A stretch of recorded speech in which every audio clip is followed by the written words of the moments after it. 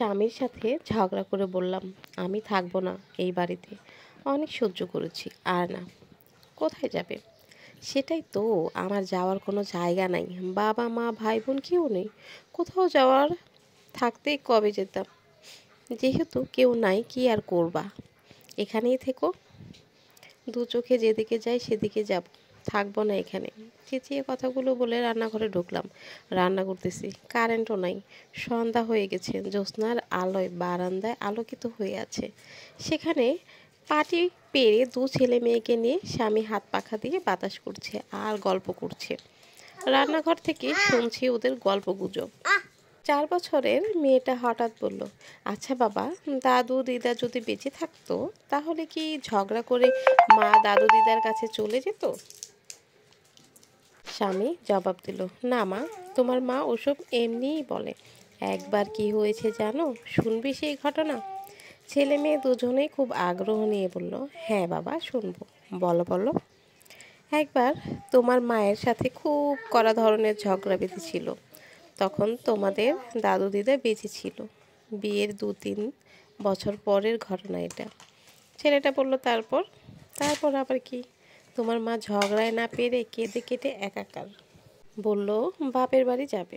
আমারও তখন রাগ ছিল। বললাম, সবসময় তো বাবার বাড়ি যাব বাবার বাড়ি যাব বলো, যাও না কেন? কে আটকায় রেখেছে? তোমার মা বলল, তুমি আমায় আটকাবে না। আমি বললাম, অবশ্যই আটকাবো না। ব্যাস, তারপর তোমার মা চলে গেল বাবার বাড়ি। আমাকেই গাড়ি করে রেখে আসতে হলো। রাতে তোমাদের দিদা কল দিয়ে কি বলে জানো? ছেলে মেয়ে দুজনেই একসাথে বলল, কি? তোমাদের মা নাকি আমায় দেখতে না পাওয়ার বিরহে কান্না করতে করতে পাগলি হয়ে যাচ্ছে। আমায় তখনই আসতে বলে। ছেলে মেয়ে দুজনে খিলখিল করে হাসছে। রান্নাঘর থেকে ঝড়ের বেগে ওদের বললাম, সন্ধ্যা হয়েছে, তোদের পড়াশোনা নাই? মেয়েরে গাল লাল করে দিব। যা এখান থেকে সর, বাবার সাওয়ালের দল। যা পড়তে বস।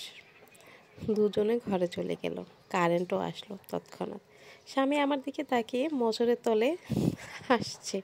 বলছে যে, তুমি এমন রাগ করো, আবার বেশিক্ষণ রাগ রাখতে পারো না কেন? দাঁত কিটিমিটি করে বললাম, রান্নাটা করে আসি, খবর আছে তোমার। লাজ লজ্জা শরম তো কিছুই নেই, বাচ্চাদের সামনে কী সব বলতেছো? আমার প্রেমে তুমি কাঁদো, তাতে দোষ নাই। আমি গল্প করলেই দোষ? তখন আবেগই বেশি ছিল, ছোট মানুষই ছিলাম। রান্নাটা হোক, তারপর তোমাকে দেখাচ্ছি মজা। তো ছেলে মেয়েও আমার পড়তে বসছে, কারেন্ট আসছে। তো তারাও তার মায়ের সাথে খুনসুটি আলাপ করছে আর বলছে, মা তুমি ঝগড়া লাগলেই খালি বাবার বাড়ি যাব বাবার বাড়ি যাব বলো কেন?